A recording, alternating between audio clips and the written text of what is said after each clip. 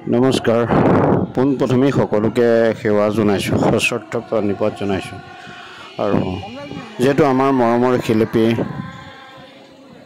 তথা আমাৰ হাৰ্টথ্ৰব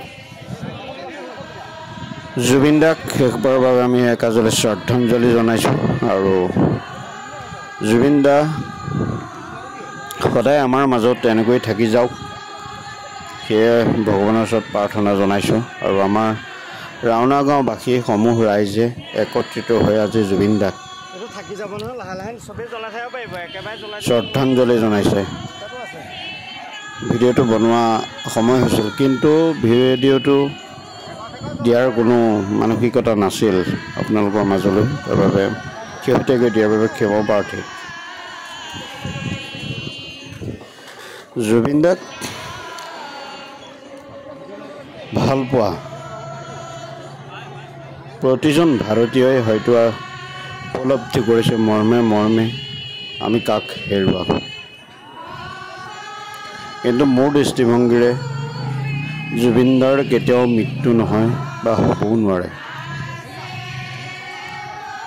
সকলোৰে প্ৰাণৰ জুবিন দাক আমি তেওঁ দি থৈ যোৱা সেই গীতৰ মাজেৰে আমি সদায় জীয়াই ৰাখিম প্ৰতিজন অসমীয়া। জুবিন দাৰ মৃত্যু নহয়, কেতিয়াও হ'বও নোৱাৰে। তেওঁ দি থৈ যোৱা সেই 40,000 গীতৰ মাজেৰে আমি জীয়াই ৰাখিম আমাৰ মৰমৰ জুবিন দাক। কেৱল দেখিবলৈ নাপাম তেখেতক বহাগৰ মঞ্চত, শুনিবলৈ নাপাম তেখেতৰ নতুন সৃষ্টি, কিন্তু আজীৱন জুবিন দা আমাৰ মাজতেই থাকিব। অসমৰ প্ৰতিটো কোণতেই জুবিন দাৰ গান সদায় বাজি থাকিব।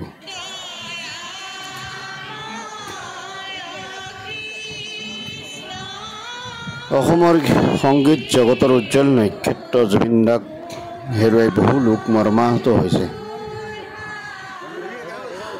প্ৰত্যেকজন অসমীয়াই দুখত ভাগি পৰিছে, কিন্তু তথাপিতো জুবিন দাক বিদায় কোনেও দিব বিচৰা নাই।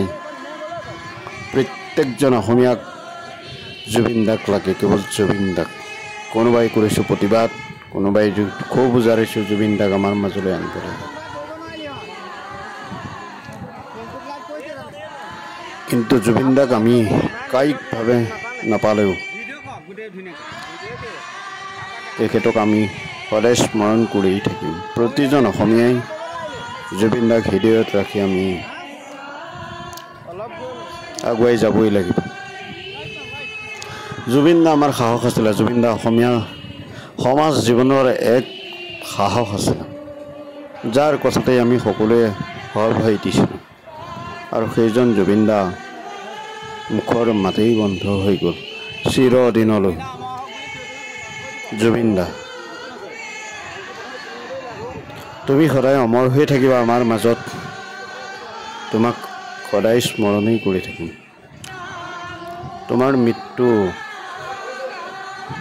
কেতিয়াও মানি ল'ব পৰা নাই জুবিন দা।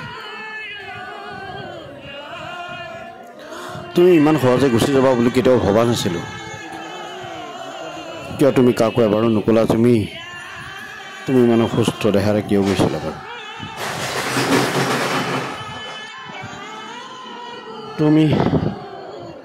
তুমি আজি হয়তো দেখা নাই তোমাৰ চৌপাশে কিমান লক্ষাধিক জনতাই তোমাৰ বাবে বাট চাই আছে। তুমি যদি চকু মেলি এবাৰ ক'লাহেঁতেন মোৰ একো হোৱা নাই, হয়তো হাজাৰ হাজাৰ জনতা তোমাৰ আনন্দতেই মৃত্যু হ'লহেঁতেন। তোমাৰ বাবেই আশাৰে বাট চাই আছিলোঁ জুবিন দা।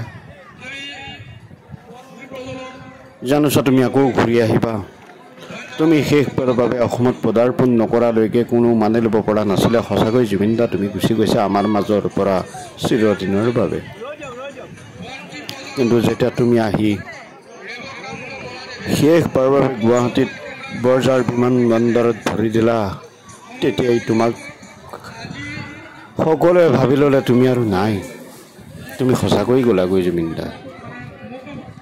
কিন্তু তথাপিতো লক্ষ লক্ষ জনতাই খোজকাঢ়ি পথৰ মাজেৰে তোমাক আগবঢ়াই লৈ আহিল জুবিন দা। তুমি চাবাচোন